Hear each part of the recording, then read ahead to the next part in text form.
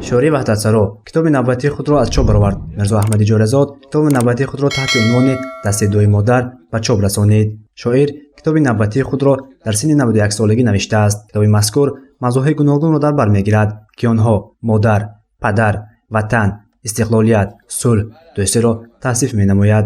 اما بیشتر ایجادات او را موضوعهای وحدت و صلح فرا گرفته است. اینجا شعرهای من همش تربیوی به هر یک خاندان این کتاب بخت و سعادت می‌آورد.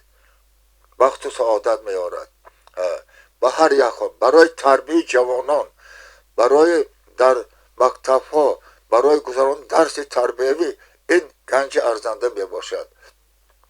برای تربیت فرزند از طریق پدر مادر، برای عائله دار کردن فرزند از طریق پدر مادر این کتاب گنج بی‌بها میباشد. بنابر همین من هم خلقم مراجعت میکنم که برای دستگیری کردن این کتاب حاضر مبلغ من در کار، مبلغ دستگیری کردن این کتاب یعنی مبلغ کم سخاوت پیشکان من دستگیری کنن، من این کتاب براریم دسترسی خوانندگان کنیم، این کتاب دسترسی خوانندگان شود.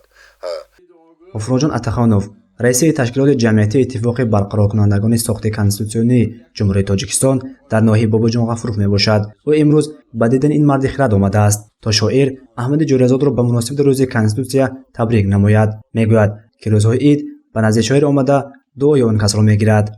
از نام 450 نفر اشتراکچیان ساخت کنستیتوسیونی برقرار کنندگان ساخت کنستیتوسیونی جمهوری تاجیکستان در ناحیه باباجان غفوروف، از نام 18 نفر عائله‌های هلاکگشتگان ساخت کنستیتوسیونی و 12 نفر معیوبان این ساخت کنستیتوسیونی جمهوری تاجیکستان، تمام مردم کشور از آن جمله اشتراکچیان ساخت کنستیتوسیونی جمهوری تاجیکستان را به مناسبت روز کنستیتوسیون جمهوری تاجیکستان همشان تبریک و مبارکباد میگویم.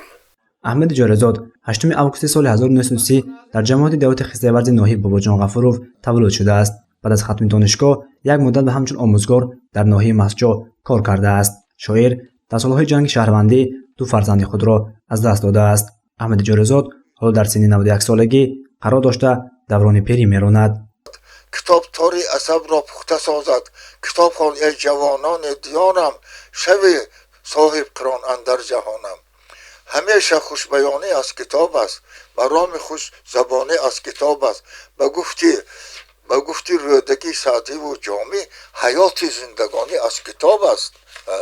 اگر این جدا برنامه یعنی جمهوریوی، این آزمون جمهوریوی و پیشوای ملت همین خیل امر کردن که همه کتاب خواند، از همین باغچه سرکره تا 100 ساله کتاب خواند.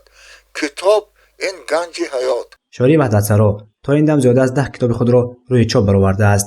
تاج سری دوران ما، شمس وحدت، باغ سخن، سپر، اینها کتاب‌هایی میباشند که شاعر احمد جورزاد نوشته است. گزارش نصیب جان عبیف برای برنامه اطلاعاتی خبر.